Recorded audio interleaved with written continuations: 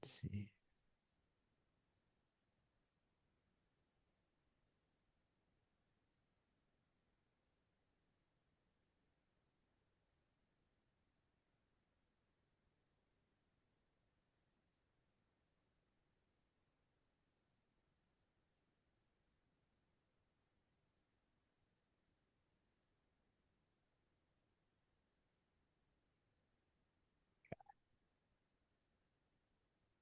I'm gonna let everyone else in. Sounds good, sir.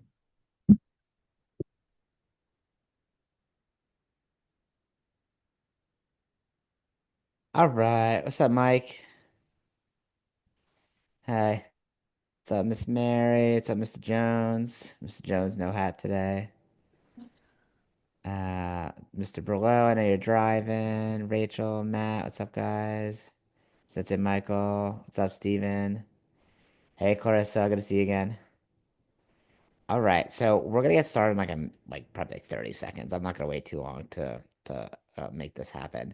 So what's how this is gonna work is we're gonna talk about instructor training. I'm gonna interview my brother, just so everyone's aware. So Action Karate started by my brother and his partner, Jacqueline Razai. They co-founded it together in '94. When I came on board, I was like a teenager. And at that time, it was like 13 or 14 locations.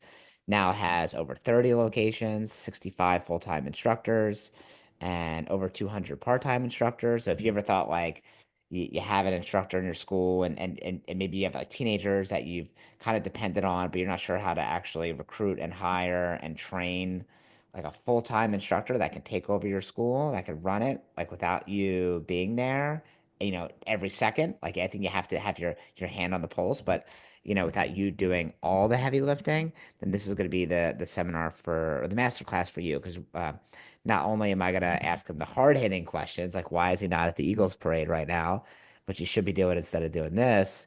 But also I'm going to add, we'll have opportunity at the end if you're a client of mine. So if you're in whether if you're a current client or if you're an alumni client of W Dojo, then you can ask questions at the end, personalized questions, and then I'll have a recording. I could send this to you as well. So, Master Brenner, do you go?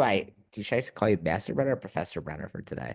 I mean, you call me Grandmaster, am I kidding? You call me Solomon, call me whatever you'd like. All right, That's cool. married. So, tell us a little bit about like obviously you started in '94. How has I think back then instructor training was a lot different than it is now. So how is it different now than it was back then when you first started? And from the very beginning, I knew that the only way to create leverage was to create instructors. So we always had some kind of leadership program. And I think we did what everybody else was doing at the time, which we had a SWAT team. I think, I don't know who created the SWAT team, but it was like special winning attitude. And, it was like kids who came and we did a weekly or monthly meeting and they earned a little patch when they did so much. They could only be part of it if they were part of Black Belt Club at the time. And then we did something for the adults, like kind of the same thing. But I was super intimidated in the beginning with the adults because I was only 20 years old and they were like grown men that, had families and children. And, me telling them like, how to teach class or how to raise their kids or do anything. I did some of it, but I always felt like inside that I was definitely like had imposter syndrome. Okay, so back then was it mainly volunteer or did you pay people? Oh no, we paid zero. Probably we didn't pay anybody probably for 15 years. Um, we when you say volunteer, I don't really think it's volunteer. I don't think it's the right way to look at it. I was teaching them valuable leadership skills. We used the book John Maxwell's 21 Irrefutable Laws, and they would learn a law, whether it was I'm not sure in the very beginning, it might have been monthly. I don't think it was weekly yet. But they would learn a law, and I would also teach them specifically how to teach them. We spent so much money and so much time from the beginning learning how to teach properly, learning how to communicate properly. So they were learning all this stuff that they could use in their jobs, and many of them were professionals, engineers, doctors, lawyers, accountants, blue collar, white collar, didn't matter, but they could use it everywhere. So as far as I was concerned, they should have been paying me for it. And it was, I looked at it like the only reason we didn't charge for it is because I didn't want it to be a barrier for them to learn how to teach class, which is really I thought would benefit our schools and our students long term. So that was the only reason we didn't charge for it. But it certainly was. I didn't look at them like volunteering. I looked at them as I was giving to them in leadership class. And So hold on 1 second. When they're teaching class, it's harder for me. I can just teach class and I know that I know what I'm doing. When they're teaching class, I have to like teach class, watch the students in class, also watch what they're saying. So if they say something wrong, the student might quit that day. I'm the only loser in that situation, or Jacqueline and I are the only losers in that situation, along with the student. That person just goes off to the regular job again. So again, like they weren't like doing me any favors. So how do you get them to see that perspective? Because I think sometimes that will be the perspective of the person is like, they're going to think, oh, I'm helping out here. And then thinking, oh, here's what's on my to-do list later tonight. I have to do laundry. I have to make dinner. It could kind of turn where they feel like they're doing you a favor. So how do you keep that perspective? How do you preserve that perspective? I think it's two things. I think everybody sees the world for who they are, not for what it is. So for me personally, I was always giving value, constantly trying to figure out a way to like look at each person where they were in their lives and try and give them value during our leadership classes, during regular class, and also like them. Like if there were 100% people that saw it the way that you just said it. I think you're kind of saying like two different things. Like one is hey, I don't work here for free. I'm not like they, there were some people that definitely thought that and verbalized that. And, they just weren't like our right people. They weren't like our tribe. Um, but then the majority of people saw it the same way that we were trying to do it, which is we're trying to develop a leadership team and we're going to teach you how to be a leader. And the way that you practice it is by being part of class and influencing people in class. So I think the majority of people saw it that way. Of course, there were occasional people that didn't, and that's okay. Like they just weren't part of our tribe, but we did it for everyone that we thought had the potential and had really a good attitude. So I know that we like to use the 21 irrefutable laws of leadership as kind of like a guide, as a book study. We'll do it in our meeting. So if you're watching this, like order that book, and there's like worksheets that come along with the book that'll help you guide your meetings. I just put it in the chat box for free, so you guys can have it. So just you can snag it off the chat box if you want to use it for your school. That'll be helpful. I didn't make it. I just found it on the internet, and that's what we use. So I guess if you're going to start that conversation with someone, right? And I think it's important that before I even actually get to that, that they understand that like you're making sure you're providing value nonstop. It's not like they just walk in and it's like, oh, I'm help teach and then they leave. It's like, no, like how are you actually going to help that person grow and have a structured training program, which we'll get to later. Because I think when it becomes just like, oh, I'm just volunteering here, then they start to think about other things they need to be doing, and that's when they will leave. But the other part of that is like if sometimes adding money into the equation actually makes it worse, right? Like someone who's a doctor or someone who has just like a good income and they come in to assist once or twice a week, a class before theirs or after theirs, you giving them 12 or $15 an hour is actually making it worse than if they just did it out of the goodness of their heart because they enjoy it and it's fun and they like it. They love being able to share, right? Like if you asked me, hey Matt, I'm stuck. Can you come pick me up? My car broke down. I'd be like, sure, no problem, right? But if you said, hey Matt, can you help me? My car broke down. I'll give you $40. I'd be like, I'm good. Like, right? And then the money makes it actually worse as opposed to just doing it out of the goodness of your heart.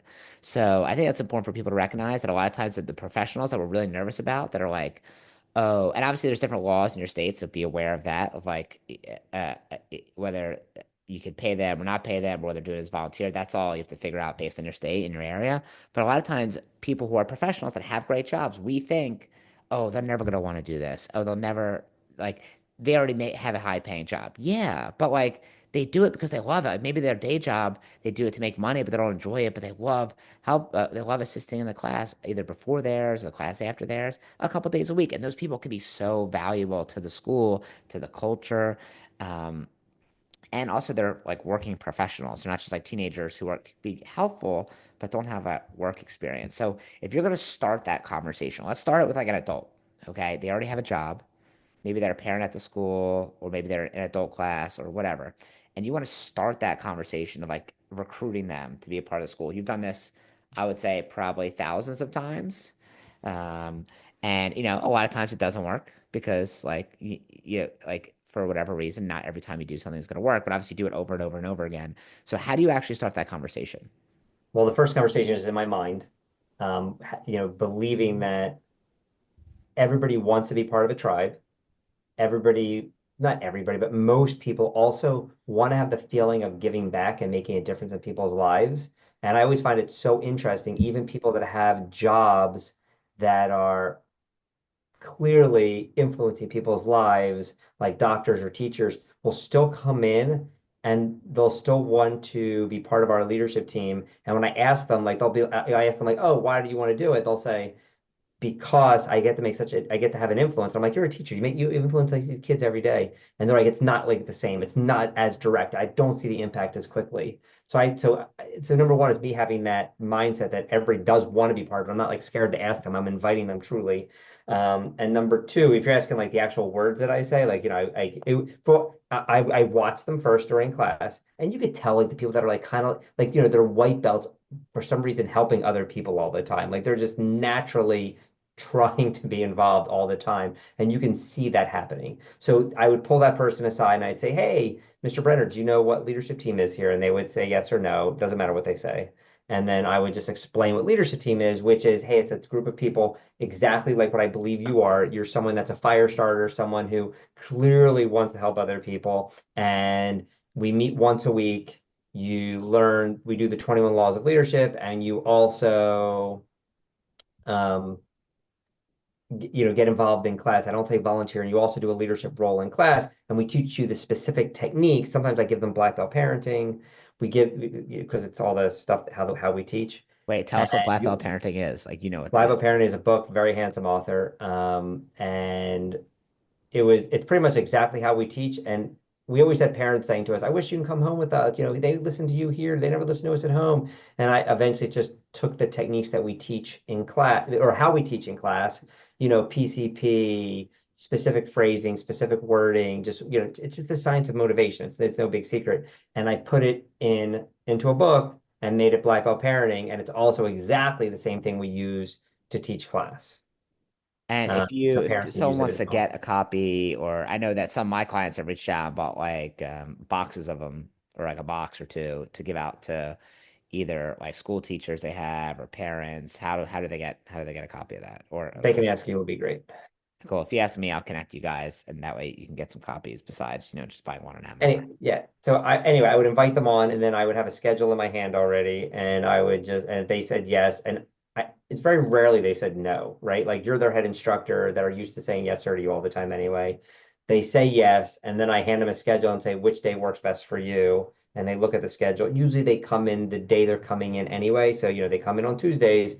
Oh, I can get it. In the beginning, they did the whole day, and I really wish we stuck to that. We got a little wimpier, as time went on, like, oh, I can only make it at this time, like during my child's class, and we let that happen. In the beginning, it was, they got there 4 to 9. They were there the entire. If I was there, they were there.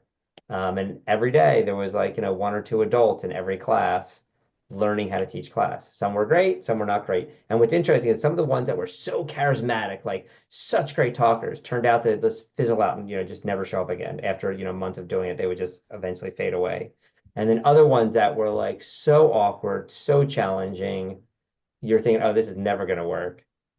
3 years later, they're like this rock star instructor. My point of saying that is you never know. You just don't know who's going to turn out. So you kind of have to, like, if they have the right attitude, and by the way, their martial arts aptitude makes no difference to me whatsoever. They could be super athletic and awesome or not at all, makes no difference. If they want to make an impact in the world, I want to teach them how to do that, and I want them to do it with us. Yeah, one of the things you taught me, which I always loved and repeat to myself, is don't say no for other people, right? Don't Yes, think, oh, sir. this person's never going to want to do it. Oh, I know their schedule's busy. Okay, but have you asked them? Like, you're just assuming that what they're going to say or think, but you don't know what they're going to say or think. So give them the opportunity. So, okay, they're like, so we don't charge for leadership team. And I know some schools, they charge for that, right? Like they'll say, okay, you pay to be part of a leadership team program. We're going to teach you how to train. So, like, why do we do it that way? Like, why is that what you're more comfortable with? The way we started, and in the beginning, we really knew that leadership is where it's at. Like that's really the to grow a school, we always believed that it's all about just the students, but to create a life for yourself, you need to have instructors, whether you're going to open at multiple locations or you're just going to have a giant school with lots of people. You need more people to do it. And I didn't want there to be any barrier in those instructors. So, and plenty of my, could easily afford it. These were like professional people, like easily. It wasn't an issue. But I didn't want them to think, uh, and, I didn't want them to think anything, any roadblock at all. Like, maybe the spouse was like, wait, now you're paying to go teach class there? Like, I didn't want anything to get in the way. So that's why we did it that way in the beginning. If you could redo it now, if you could start from the beginning, would you charge for it? I don't think so. No, you I mean, still we keep it do the we way it do is. we do charge for certifications now, to be fair. But like straight leadership team, no. And also like all those people became like really close to us. You know what? Can we talk about one more mindset thing that I think is super important? Yeah. And I think it's easy for me to explain it, but I think it's harder to be this person. John Maxwell talks about in order to have true like explosive growth, you need to be a person that does, somebody who wants followers needs to be needed.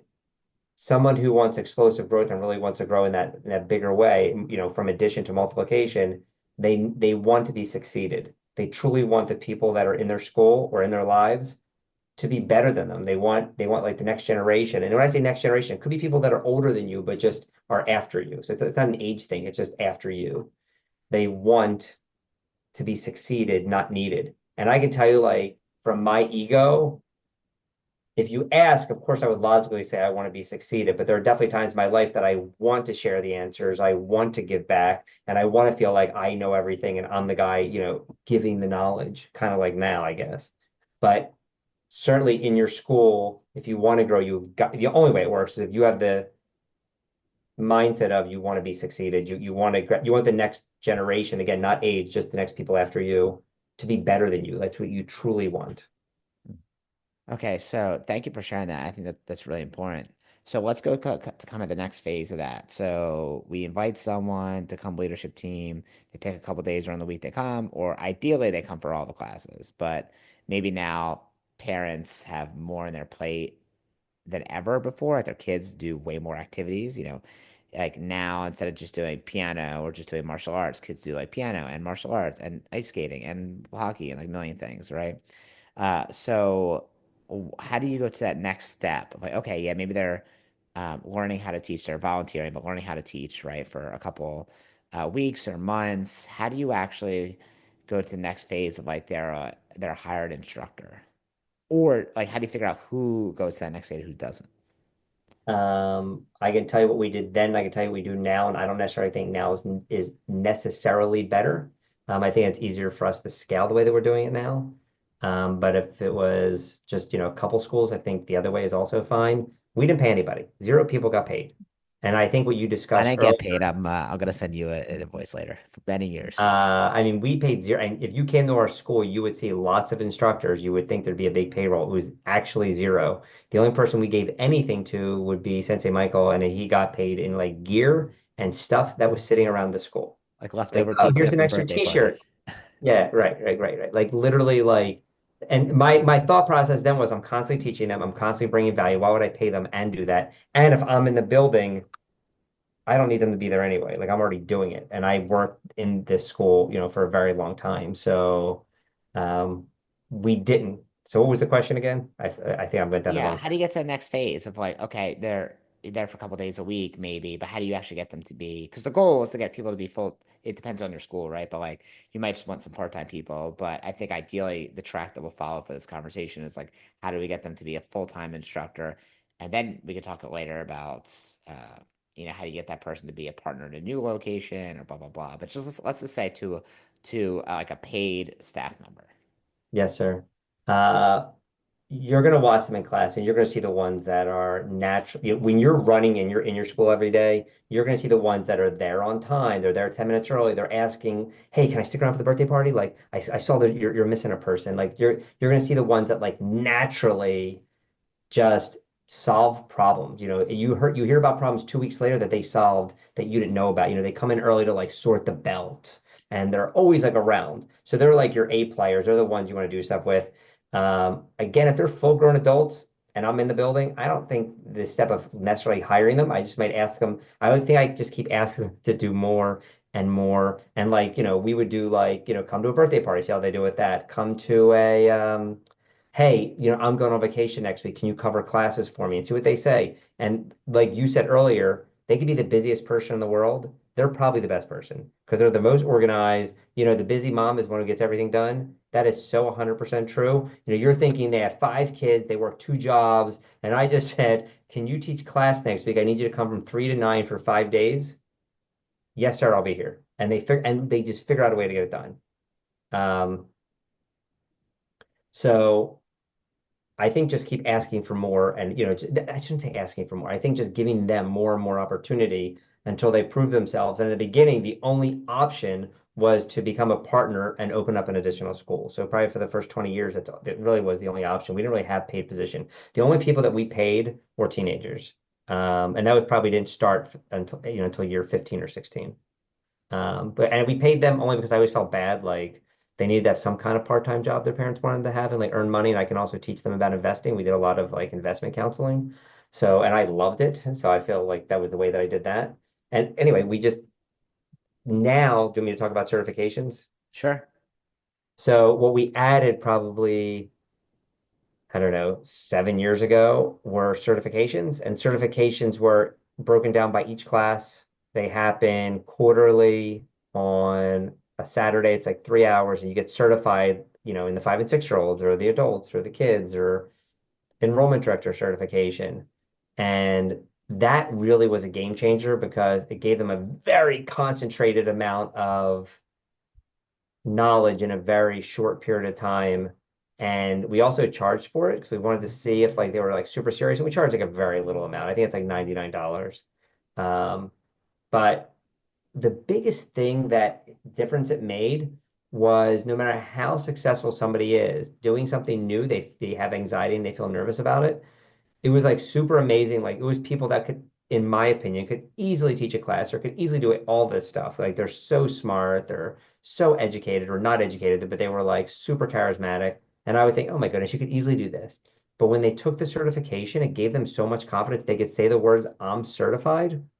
And being able to say that gave them so much confidence. And that is for certification. I think that was like the big aha moment or the big switch for us as an organization because now we had all these people that were certified and we started anybody who was certified we started paying, so if they got certified they were able to get paid Well, they were as eligible to get paid. If there wasn't room in the payroll, I don't think we would, if right? there wasn't Like room in the in their payroll. in their location, but depending on what location they're in, right? Yeah, Like not automatically get paid. Like, oh, you're eligible to get paid if there's room in the payroll, depending on whoever that, instructor. I think most of the time there is, but sometimes there's a location they have, 7 to 10 certified instructors, and maybe not all of them can be on the payroll.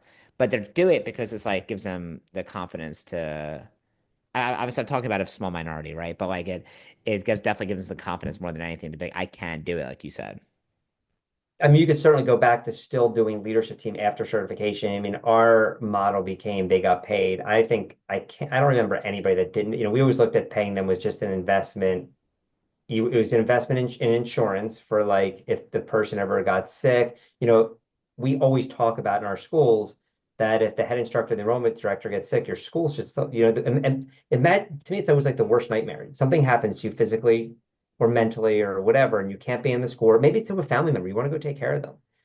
And your school is collapsing at the same time your health is collapsing. Like that's horrible. But if you knew that like your school was in good hands, you had like a certified instructor every single day, and you had somebody there that was like doing everything else, like you'd be like, okay, I can take care of myself. Or I could go take, if you're taking care of a loved one or something, the same thing. So we always use that thought process. They're either insurance or they're the future of opening up another location.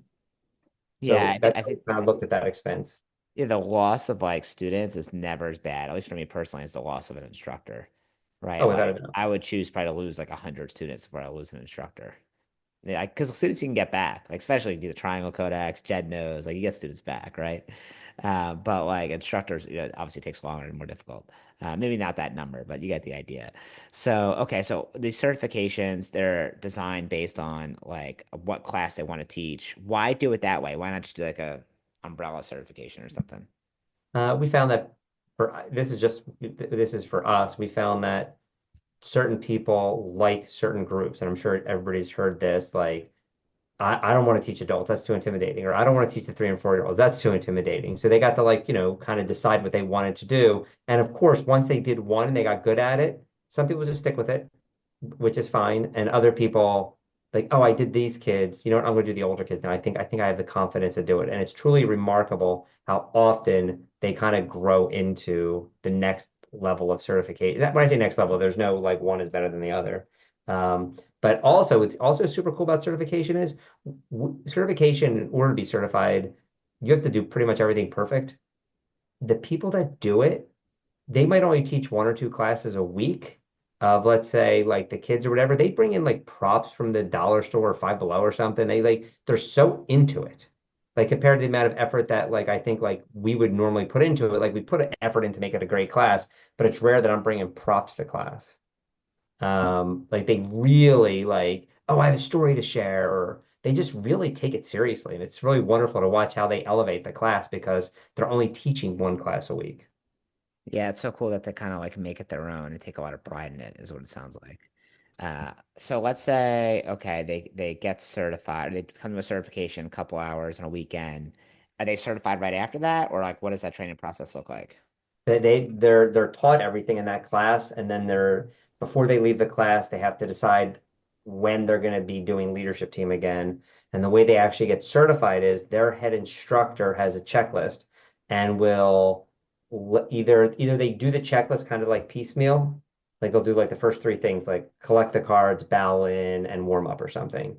Or the instructor will say, okay, Mr. Brenner, you're up. You're going to teach on Tuesday and then check off all the things you did perfect, all the things you did not do perfect, circle those, and then hand it back to you and say, okay, you'll do it again next Tuesday. And that might last 3, 4, 5 times. And I think all of our people have super good attitudes that like almost nobody passes the first time by design because we want them to kind of go through a little bit of a struggle and make sure it's perfect. Plus, we want our classes to be really great. And as you grow, it gets harder and harder to make the classes perfect. So that's, one of the ways that we have our checks and balances.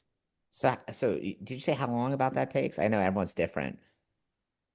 I don't know. On the best side, probably it'll take how long time wise? I don't know, 2 or 3 weeks, on the best. And then when I say on the best, that's the not best, but fastest. And then 3 to 6 weeks if it's, takes a little bit slower because it just takes them time to do it.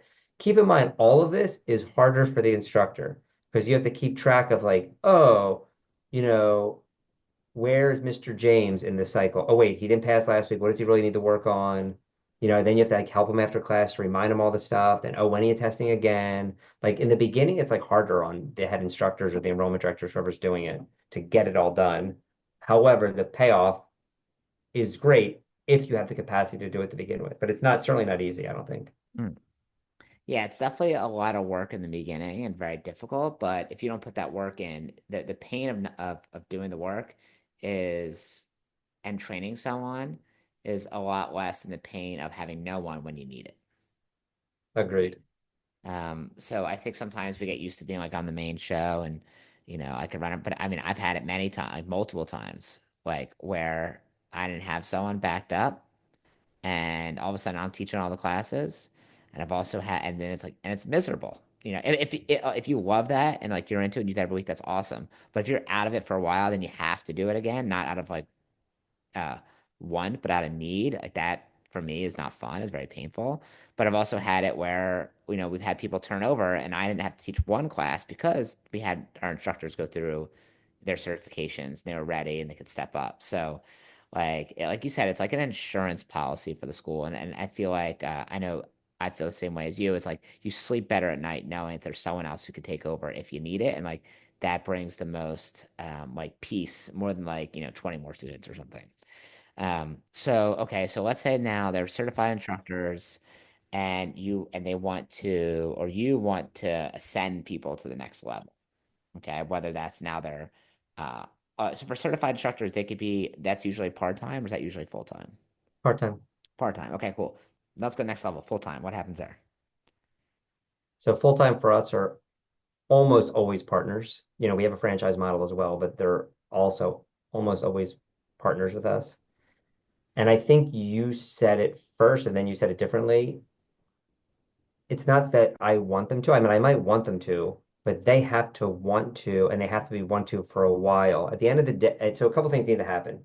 Number one is your school truly needs to be a prototype, right? Like if you're thinking that your school barely squeaks by, who would want to be part of that? Like, you need like everybody wants to be on a winning team, and the school has got to be a prototype that they look at and go, "Oh my God, I would love to do this." They also have to want to be you at some level. Not exactly you, but I think they want to have to like your health, your fitness, your lifestyle of hours, the way you help people, the way you talk to people, the way you hold yourself, your confidence.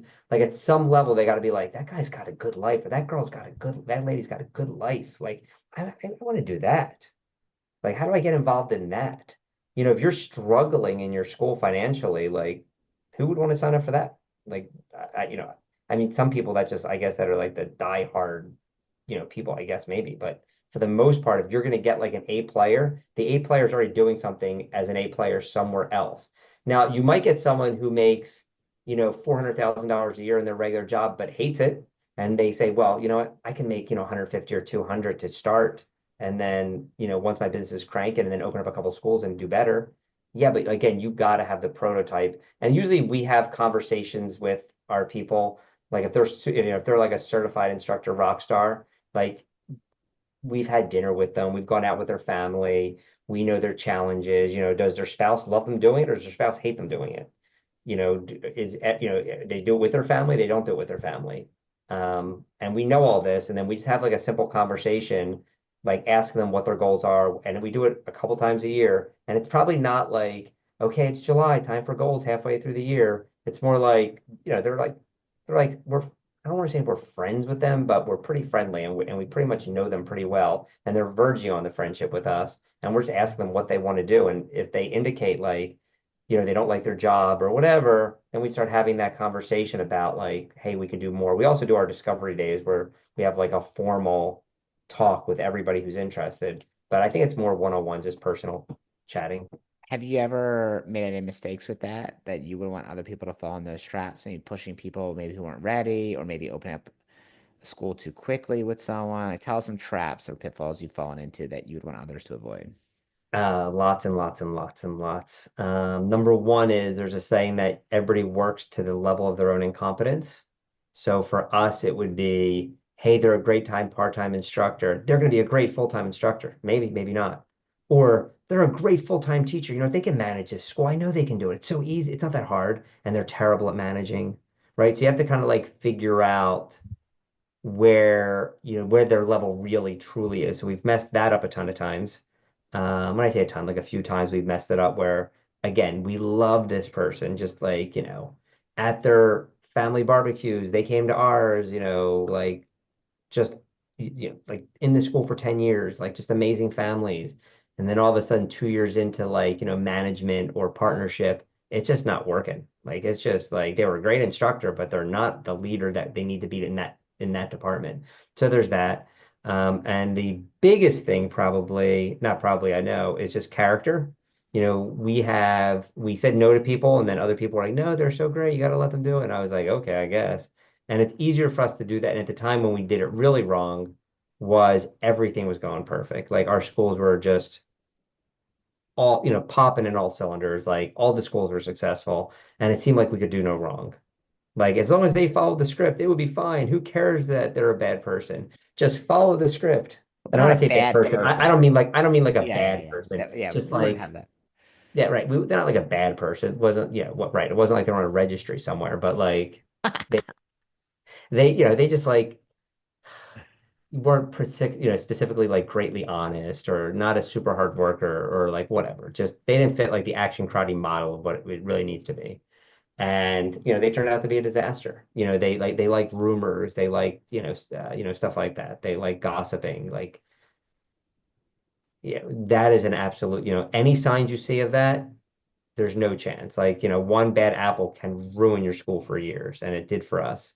So you do have to like see the slightest sign and not let your ambition of, your friend has a couple schools, so now you want a couple schools, or you just want to make more money and your in-laws want you to make more money. So I'm just gonna, I make $100,000 here. So if I have two schools, I'm gonna make 200,000. It's never the way that it works. And it could be the way that it works. but like it's if the wrong person, they're just the wrong person. I always look at it like if I would let them like hang out at my house when I'm not there, we're probably good. If I'm like, all right, I'm leaving now, you got to get out of my house, we're probably, we're definitely not good. And they're lucky if they're a certified instructor. I already want them doing that. Yeah, I think that's really important. It's like you have to have like ultimate trust, and then also like I've talked to a lot of school owners in the podcast that are successful school owners. They have, multiple locations, and they'll talk about how they did a little bit of a stretch to open up one location with someone, and then they open it up, and then to go through all the work um of getting the right permits and the build out and all the training and all the research that goes into where you're going to open a location. And then, within the first couple months, they aren't immediately successful and it isn't amazing right away, and they leave. And now they're stuck. And now the school owner is like stuck with this other location that's not making any money, costing them a ton of money. And now their resources are spread thin. They're taking one instructors from one location to another, and their resources are just depleted. So don't make that mistake. I'll post later. I'll tell you guys a story. I'll post it within the next couple weeks or so about a location where I had to close down when I made a couple of mistakes, and I had to close down, and it sucked, and I learned from it. So I'll share like that story in detail to you guys later, so you can hear it, because I think that's important too, not just learning about the success, but the things that didn't work. So let's say, okay, they're working there full time.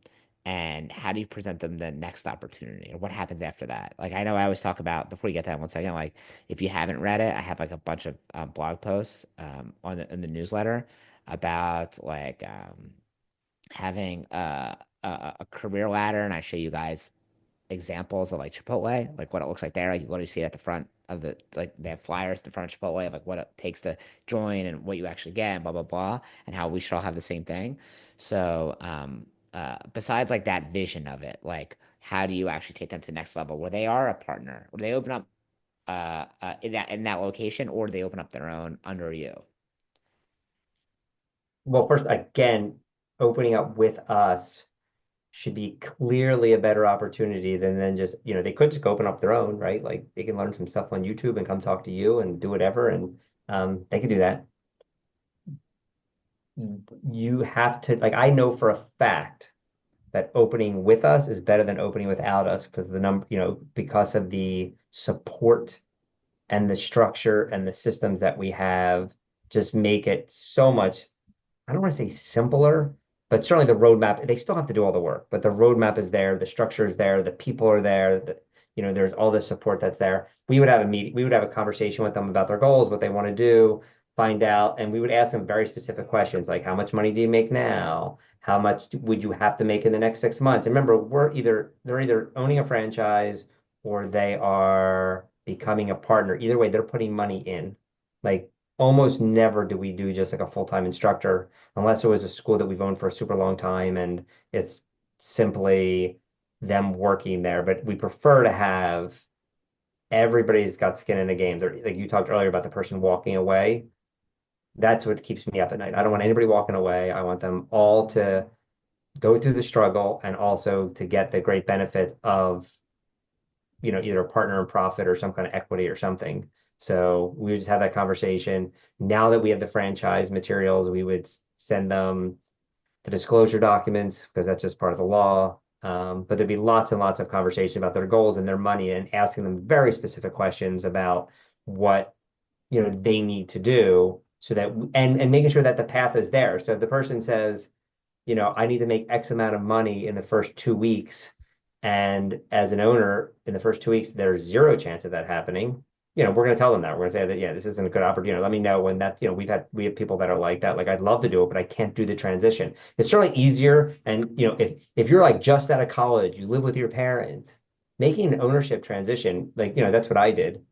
Like I didn't have any expenses, like or had very minimal expenses, didn't matter. But if you have, somebody else who is the sole breadwinner of their family and they have real adult expenses, mortgages, tuition, car payments, everything, well, and they don't have a ton of savings, like it's harder for them. So it's understanding where they are and then talking them through and seeing if we can give them a path that we're comfortable with. And I take it like I'm not trying, this is super important. I'm not trying to sell franchises. I'm trying to open up very successful schools and make people's lives better than they were before us, like clearly better, which to me means eventually, not in the first 3 years, eventually they'll have more time to spend doing whatever they want to do, whether that's travel, family time, hobbies, whatever, and they have more money. That's like my goal for them. And I take it like, and I have so much, I don't want to say stress in a bad way, but like stress in a good way, because I think it motivates me to like try harder for them and try harder for us and make sure we have everything in place.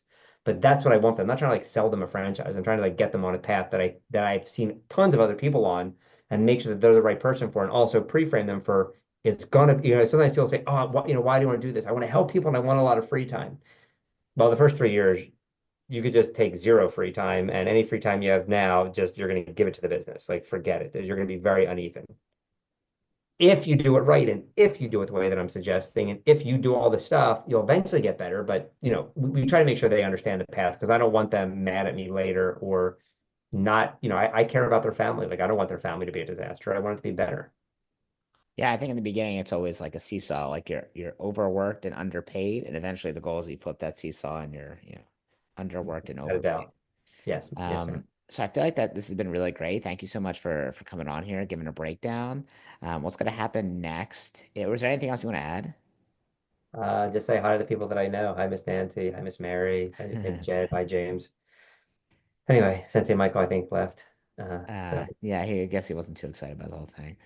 He's like, I heard this before. So what we're gonna do next is I'm gonna give people who are the opportunity, who are clients of mine, so either current clients or alumni is cool to ask a question. So if you have a question, you could put it in the chat box. Just type in there like Q or something. So I know you have a question. Now I'm gonna unmute you. You could ask any question you want. We're basically open books. Um, so just put in the chat box Q, and then I will give you the opportunity to ask any questions you might have.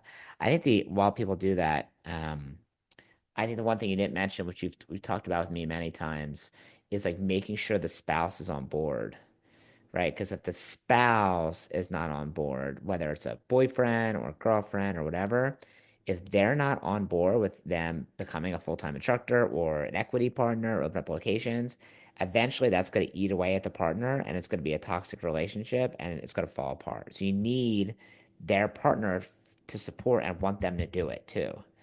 So, how do you get the partner on board, or how do you figure out if the partner is going to be on board or be supportive or not? Because things are not going to go as fast as they want. Things are going to be more expensive than they expect. Things are just going to be difficult. Like everyone has they're in a martial arts school and that's already successful when they're going to go somewhere else, or put in equity or something. So they just assume it's going to be exactly the same when they go somewhere else. If they open up a different location, or they assume they take over, it's going to be amazing, right? But most of the time, there's a learning curve, and it's difficult, and it's not easy. So how do you get that spouse on board and be supportive? first thing we do is we ask the person who's interested. And for most of our people, I can't think of any that are not. We've known them for a long time. So we've had lots of conversations. We've seen them interact with their spouse because we do like leadership team dinners or even just like dinner with just them and their spouse, right? And I'll directly ask, part of the time and money conversation is like, hey, I know you pick your kids up from school. Your location is going to be 45 minutes away. Class starts at 4. You have to pick them up at 3:15. That's never going to happen again, for 3 years. First of all, are you okay with that? Number two, is your spouse okay with that? Like, what's the plan here? So we try and diagnose as much as we can with them. And we also will have dinner with the spouse or the boyfriend or girlfriend or whatever and ask them what they think. And of course, in the beginning, they always say, oh, I'm 100% behind them, 100%, whatever they want to do. I try and tell them all the bad stuff up front. Like, I know you're saying that now, having a partner like that is so awesome. They're so lucky to have you. But keep in mind, like they're not done work till 9 o'clock. They're gonna get home at 9:45 or 10. And then they're usually gonna be pretty excited when they get home because they just taught all these classes. So most nights are gonna be all pumped and they're gonna be like telling you 1,000 things while you're trying to like, get your life together. Or they're gonna be tired because they worked all day. And on Saturdays and Sundays when there's baseball games and dance recitals, they have to go teach class and run a birthday party. And then, oh, in the beginning, you're gonna be, investing all this money and getting none. Like, are you okay with that? So I tell them all the bad stuff. And then so And if they don't want to do it, that's between them and their spouse. Like again, I'm not trying to convince anybody of anything. I'm there if they want it to lay down the tracks for them to give them the blueprint. Say, okay, we have all these other people that have done it. If you do the exact, in my world, it's always better to have a blueprint, right? So here's the blueprint, here's the tracks, and then anything you need, anything, everybody has our cell phone numbers, everybody has everything. Um, so we're there to be supportive of that, but we'll directly ask the spouse if they're okay with it, and then usually wait a couple days and then ask the person, hey, like, are you sure they're okay with it? Because if not, it's not going to work. They can't be getting yelled at home all the time for never being there and there's no money or whatever, and run their business successfully. Like that person's got in the ideal world, it's two spouses together. That's really the ideal world because then everything goes into one family. It's so much, they're working together, assuming they like each other, I guess. But yeah, for us, it is.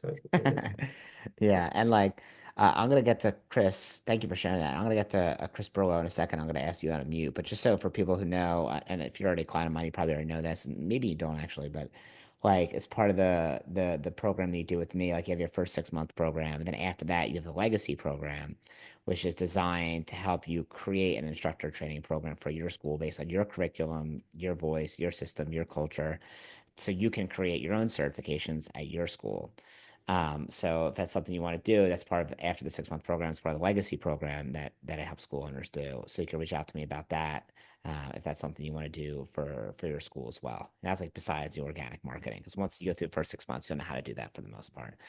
All right, so let's go to and yeah, if you just try to copy and paste exactly what my brother does or Action Cry does, it won't be like genuine to who you are and your system, your culture. It has to be like you can take ideas from people, but it never really works exactly the right way if you just exactly try to copy and paste. So it's really got to be based on what you want in your system, your culture. So anyway, Chris, I'm gonna unmute you. I know you're driving because you asked about the certification process, but I want you to be a little more specific. So Chris, go ahead. Sure. Could Master you guys Burlow. hear me? Yes, sir. Yep. Good. All right, great. Thank you. Wonderful presentation. I align with it a lot, and I appreciate definitely your success and growth. So wonderful job. Yeah, we have a certification process, and it's worked out very well. It's definitely tied into our curriculum and our values. Um, but we could always make it better. There's no question. And if there was something that you felt was really effective or unique or important, I would love to hear what you have going on. What do you feel is working now for yours, and where do you feel it needs to grow? I think it's working really well. We certify a number of instructors each year. They are committed. Um, they have to go through they have technical performance, obviously, and we have a pretty strict curriculum of that they have to follow in the path of being an instructor, not just being a martial artist.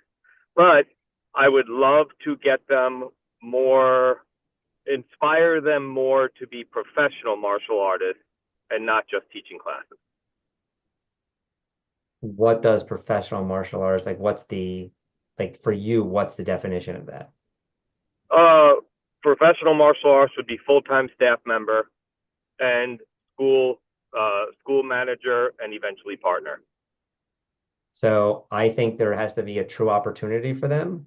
Mm-hmm. For us, again, if you want A players, you need to have an A-player setup for them, right? So you're not going to, no matter who it is, whether it's like somebody coming out of college, like Miss Mary's son, Miss Mary's on here, her son is a partner with us. Like, for her, she did everything right with her husband her entire life for her children. They live in a good neighborhood. They go to a good school. She makes him do well in school. She makes him do his homework. Like he goes to college. He does well in college. Like there's no possibility that it would make any sense for him to come out and then like, oh, you're gonna make 40 grand a year teaching karate. You know what I mean? Like that's not gonna work.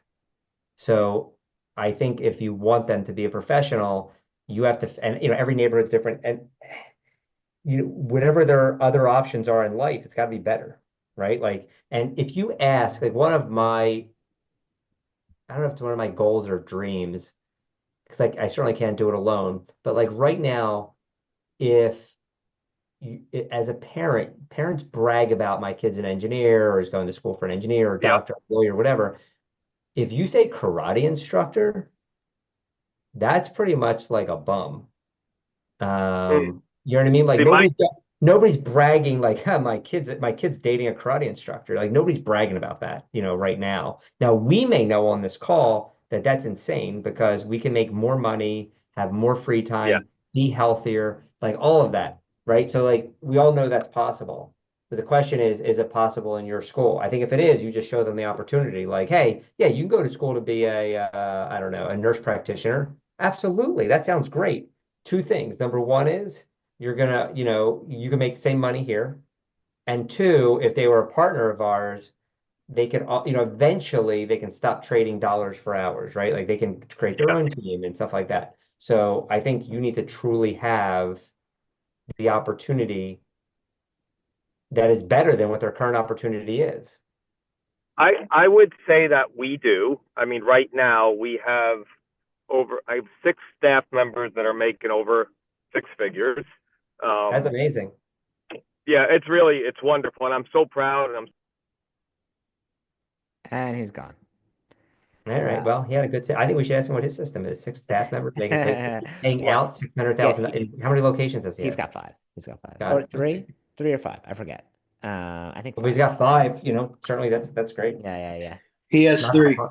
Three. Sorry. Okay, three. I don't know why I thought five. Um, that's a son. Sounds like he's got a good model then. Awesome. Yeah, he does. He does great. So, anyway, we're gonna wrap this up. Thank you guys so much for coming on here today. I'll post the replay so you guys can check it out later if you want to rewatch it. Professor Brenner, thank you so much for being on here, being so candid, open, and honest. And thank you guys. Bye. Thank you, everybody. Thank you, Power Tempo. Bye, guys.